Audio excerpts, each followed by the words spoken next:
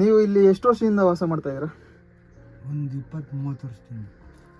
ಈ ಮನೆ ಪಾಳು ಬಿದ್ದು ಎಷ್ಟು ವರ್ಷ ಆಯ್ತು? ಅವರ ಒಂದು 4 ವರ್ಷ ಆಯಿತು. 4 ವರ್ಷ. 4 ವರ್ಷದಿಂದ ಹಿಂಗೆ ಇದ್ದೀರಾ ನೀವು?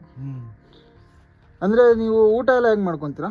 ಇಲ್ಲೇ ಮಾಡ್ಕೊಂಡು ಇಲ್ಲಿ ಅಡುಗೆ ಮಾಡ್ಕೊತೀರಾ? ಈ ಒಲೆಯಲ್ಲಿ ಪಾತ್ರೆ ಎಲ್ಲಿ ತೋರಿಸಿ, ಅದು ಪಾತ್ರೆ ತೋರಿಸಿ.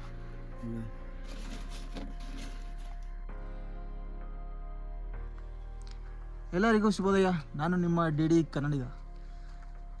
ನನ್ನ 2024ರ ರೆಸಲ್ಯೂಷನ್ ಗೊತ್ತಾಗಬೇಕು ಅಂದರೆ ನನ್ನ ಪ್ರೀವಿಯಸ್ ವೀಡಿಯೋ ನೋಡಿ, ಅದರಲ್ಲಿ ಗೊತ್ತಾಗುತ್ತೆ. ನಾವು ಕಳ್ಕೊಂಡಾದ್ಮೇಲೆ ಕಳ್ಕೊಂಡಿರೋದ್ರ ಬಗ್ಗೆ ಯೋಚನೆ ಕಳ್ಕೊಳೋಕ್ಕಿಂತ ಮುಂಚೆ ಏನು ಕಳ್ಕೊತಾ ಇದ್ದೀವಿ ಅಂತ ಯೋಚನೆ ಮಾಡಿದ್ರೆ ತುಂಬ ಉತ್ತಮ. ಯಾಕೆಂದರೆ land pollution is the biggest threat for our society. So land ಯಾಕೆ ಪೊಲ್ಯೂಟ್ ಆಗ್ತಿದೆ ಅಂದರೆ ಜಸ್ಟ್ ಬಿಕಾಸ್ ಆಫ್ ಪ್ಲ್ಯಾಸ್ಟಿಕ್. ಈ ಪ್ಲ್ಯಾಸ್ಟಿಕ್ ಇಂದ ಲ್ಯಾಂಡ್ ಪೊಲ್ಯೂಟ್ ಜಾಸ್ತಿ ಆಗ್ತಿದೆ, ಮರಗಳ ಸಂಖ್ಯೆ ಕಡಿಮೆ ಆಗ್ತಿದೆ, ಮಾಲಿನ್ಯ ಹೆಚ್ಚಾಗಿದೆ, ಹಾಗೂ ಮಳೆಯ ಪ್ರಮಾಣ ಕೂಡ ಕಡಿಮೆ ಆಗ್ತಿದೆ. ಇದಕ್ಕೆಲ್ಲ ಕಾರಣ ಲ್ಯಾಂಡ್ ಪೊಲ್ಯೂಷನ್ ಕೂಡ ಒಂದು. ಹೀಗೆ ನಾನು ಪ್ಲ್ಯಾಸ್ಟಿಕ್ ಕಲೆಕ್ಟ್ ಮಾಡ್ತಾ ಹೀಗೆ ಒಂದು ಪಾಳು ಬಿದ್ದಿರೋ ಮನೆ ನೋಡಿದೆ. ಆ ಮನೆಯಲ್ಲಿ ಒಬ್ಬ ವ್ಯಕ್ತಿ ವಾಸ ಆಗಿದ್ದಾರೆ. ಆ ವ್ಯಕ್ತಿ ಬಗ್ಗೆ ನೀವು ಕೇಳಿದ್ರೆ ಶಾಕ್ ಆಗ್ತೀರಾ. ಯಾಕೆ ಅಂತ ತೋರಿಸ್ತೀನಿ ಬನ್ನಿ. ಇದೇ ನೋಡಿ ಆ ಪಾಳು ಬಿದ್ದಿರೋ ಮನೆ. ಇದರೊಳಗೆ ಹೋಗಿ ನೋಡೋಣ, ಆ ವ್ಯಕ್ತಿ ಬಗ್ಗೆ ತಿಳ್ಕೊಳೋಣ ಬನ್ನಿ.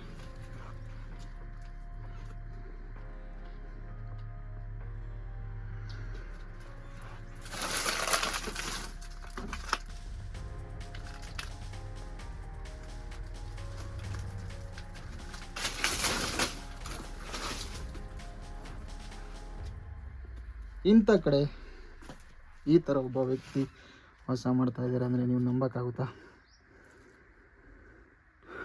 ಅಣ್ಣ, ನೀವು ಇಲ್ಲಿ ಎಷ್ಟು ವರ್ಷದಿಂದ ವಾಸ ಮಾಡ್ತಾ ಇದ್ದೀರಾ?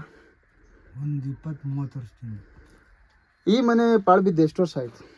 ಅವರ ಒಂದು 4 ವರ್ಷ ಆಯಿತು. 4 ವರ್ಷ. 4 ವರ್ಷದಿಂದ ಹಿಂಗೆ ಇದ್ದೀರಾ ನೀವು? ಅಂದರೆ ನೀವು ಊಟ ಎಲ್ಲ ಹೆಂಗೆ ಮಾಡ್ಕೊತೀರಾ? ಇಲ್ಲೇ ಮಾಡ್ಕೊಂಡು ಇಲ್ಲಿ ಅಡುಗೆ ಮಾಡ್ಕೊತೀರಾ? ಈ ಒಲೆಯಲ್ಲಿ ಪಾತ್ರೆ ಎಲ್ಲಿ ತೋರಿಸಿ, ಅದು ಪಾತ್ರೆ ತೋರಿಸಿ. ಇವತ್ತಿನ ಅಡುಗೆ ನಾನು ಮಾಡ್ಕೊಂಡಿದ್ದೀರಾ? ಮಾಡ್ಕೊಂಡಿದ್ದೀವಿ. ಈ ಅಕ್ಕಿ ಎಲ್ಲ ಎಲ್ಲಿರುತ್ತೆ? ಎಲ್ಲಿ ಕೊಂತೀರಾ? ಏನು ಮಾಡ್ಕೊಂಡಿದ್ದೀರಾ ಇವತ್ತು? ಪಲಾವು.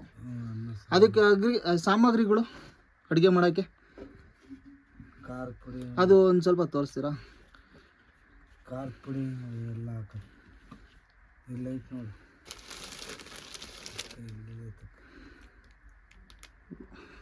ಇದು ತರಕಾರಿ ಅಲ್ಲ, ನೀವು ಯೂಸ್ ಮಾಡೋ ತರಕಾರಿ. ನೋಡಿದ್ರಲ್ಲ ಫ್ರೆಂಡ್ಸ್, ಈ ಥರ ಜಾಗದಲ್ಲಿ ಅಡುಗೆ ಮಾಡ್ಕೊತಾರೆ, ಇಲ್ಲೇ ತಿಂತಾರೆ.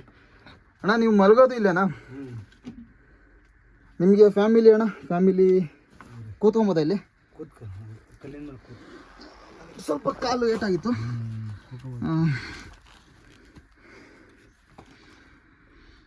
ನಿಮಗೆ ಫ್ಯಾಮಿಲಿ ಯಾರು ಇಲ್ವಣ್ಣ? ಇದ್ದಾರಾ? ಹೌದಾ? ನೀವು ಮಲ್ಕೊಳೋದು ಕೂಡ ಇಲ್ಲೇನಾ? ಸ್ನಾನ ಹೊಲ್ದ ಹತ್ರ. ನಿಮ್ಮ ಈ ದಿನ ಇದಕ್ಕೆ ದುಡಿಮೆ ಏನು? ನಾನು ಅವ್ರವ್ರ ಕೆಲ್ಸಕ್ಕೆ ಹೋಗ್ತೀನಲ್ಲ, ದುಡ್ಕೊಂತೀನಿ. ಹೌದಾ? ಕಾಯಿ ಕಳ ಅಲ್ಲ, ಇಲ್ಲಿ ನೀವು ಮಲ್ಕೊತೀರಲ್ಲ ನೋಡಿ, ಇಲ್ಲೇ ಅಡುಗೆ ಮಾಡೋದು. ಒಂದು ಅಡುಗೆ ಮಾಡೋ ಒಲೆ ನೋಡಿ, ಅದಕ್ಕೆ ಬೇಕಾಗಿರೋ ಸೌದೆ ನೋಡಿ, ಅವ್ರು ಮಲಗೋ ಜಾಗ ನೋಡಿ, ಅವ್ರು ಯೂಸ್ ಮಾಡೋ ಬಟ್ಟೆ. ಈ ಸ್ಟೋರಿ ಕೇಳ್ತೀರ ನನಗೆ ಅಯ್ಯೋ ಅನಿಸ್ತಾಯಿದೆ.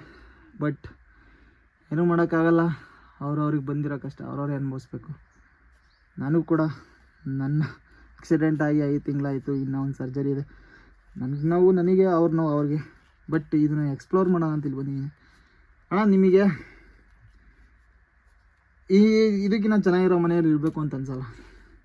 ಅನ್ನಿಸ್ತೈತೆ. ಅದಕ್ಕೆ ದುಡಿಮೆ ದುಡಿಮೆ ಇಲ್ಲ. ಸಾಕಾಗ್ತಿಲ್ಲ. ಓಲಿ ಈ ಮನೆನೇ ಸ್ವಲ್ಪ ಕ್ಲೀನ್ ಮಾಡಿಬಿಟ್ಟು ಇರ್ಬೋದಲ್ಲ. ಅಲ್ಲ, ಈ ಮನೆ ಯಾವ ಥರ ಪಾಳು ಬಿದ್ದಿದೆ ಅಂದರೆ, ಅಣ್ಣ ಒಂದು ನಿಮಿಷ ಕ್ಯಾಮ್ರಾ ಇಟ್ಕೊಳ್ರಿ, ಎದೊಳ್ತೀನಿ ನಾನು, ಎದೊಳಕ್ಕಾಗಲ್ಲ. ಈಗ ನೀವು ನೋಡಿದ್ರಿ, ಇದೇ ಅವ್ರು ವಾಸ ಮಾಡುತ್ತಿರೋ ಜಾಗ.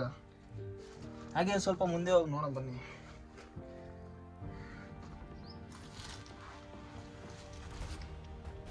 ಈಗೇನು ನೀವು ನೋಡ್ತಾ ಇದ್ದೀರ ನೋಡಿ, ಎಷ್ಟು ಕಸರೆ ಇದೆ ಅಂದ್ರೆ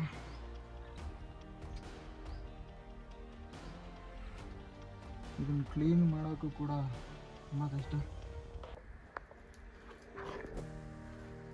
ಇಲ್ಲೂ ಕೂಡ ಪ್ಲಾಸ್ಟಿಕ್ ಇದೆ, ಇದನ್ನು ಕೂಡ ನಾನು ಕ್ಲೀನ್ ಮಾಡ್ತೀನಿ. ಹಾಗೆ ಕ್ಲೀನ್ ಮಾಡೋ ವೀಡಿಯೋ ಕೂಡ ನಿಮಗೆ ಅಪ್ಡೇಟ್ ಮಾಡ್ತೀನಿ. ಬಟ್ ನಿಮ್ಮ ಸಪೋರ್ಟ್ ಇದ್ದರೆ ನನಗೂ ಕೂಡ ಮೋಟಿವೇಶನ್ ಇರುತ್ತೆ, ಮತ್ತು ನಾನು ಕೂಡ ಈ ಮುರಿದೋಗಿರೋ ಕಾಲಲ್ಲಿ ಕೆಲಸ ಮಾಡೋಕ್ಕೆ ಒಂಥರ ಹುಮ್ಮಸ್ ಬರುತ್ತೆ.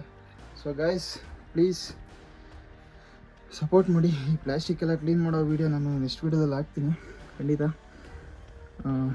ಬಟ್ ಈ ವ್ಯಕ್ತಿ ಜೀವನ ಖಂಡಿತ ನಮ್ಮ ಶತ್ರುಗೂ ಬೇಡ ಅಂತ ಅನಿಸುತ್ತೆ.